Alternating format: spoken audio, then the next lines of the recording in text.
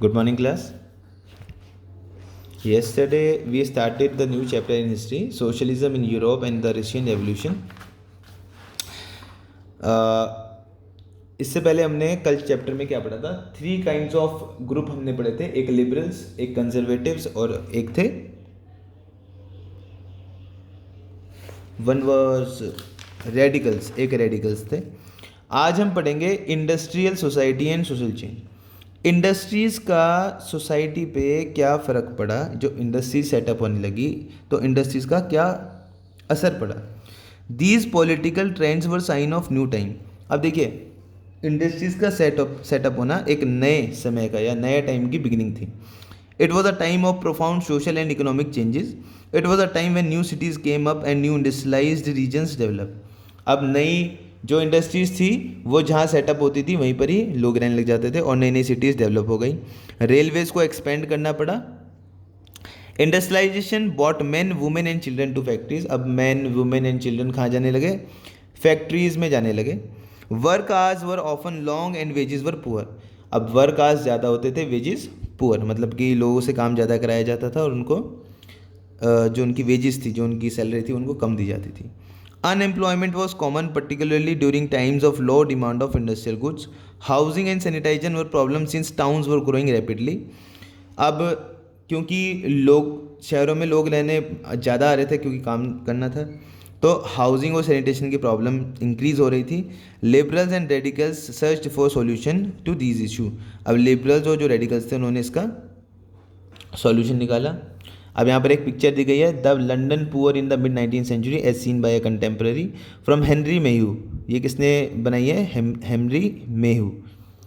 London labour and the London poor 1861. तो London में जो पुअर हैं उनको उनकी इन्होंने पिक्चर बनाई है. Almost all industries were the property of individuals. तो जितनी भी इंडस्ट्रीज थी सब कोई ना कोई इंडिविजुअल ओन करता था उनको. Liberals and radicals themselves were often property owners and employers. अब जो रेडिकल्स और लिबरल्स होते थे ये प्रॉपर्टी ओनर्स भी होते थे, जो प्रॉपर्टी ओन करते थे, और एम्प्लॉयर्स भी जो काम करते थे वो भी रेडिकल्स या लिबरल्स ही होते थे.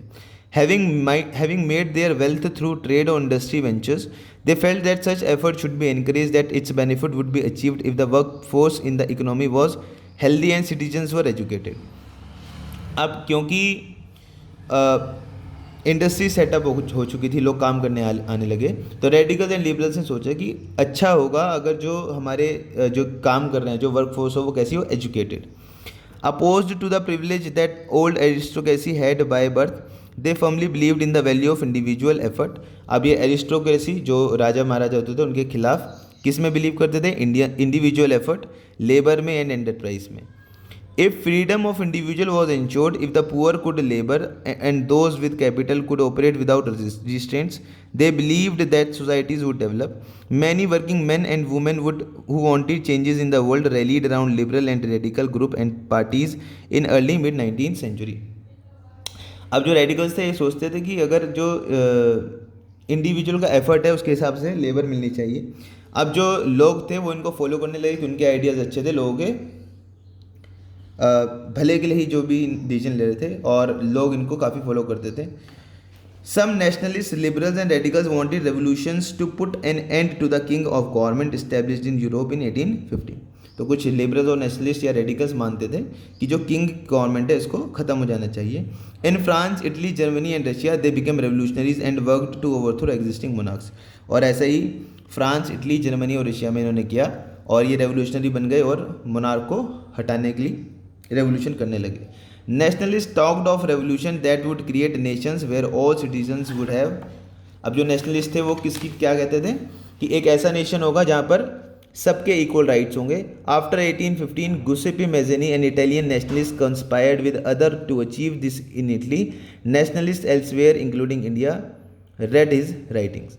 तो 1815 के बाद गुसेपी मेज़ेनी इटालियन नेशनलिस्ट थे, conspired with others to achieve this in Italy, और उन्होंने इटली में एक नेशन को फॉर्म करने की कोशिश करी.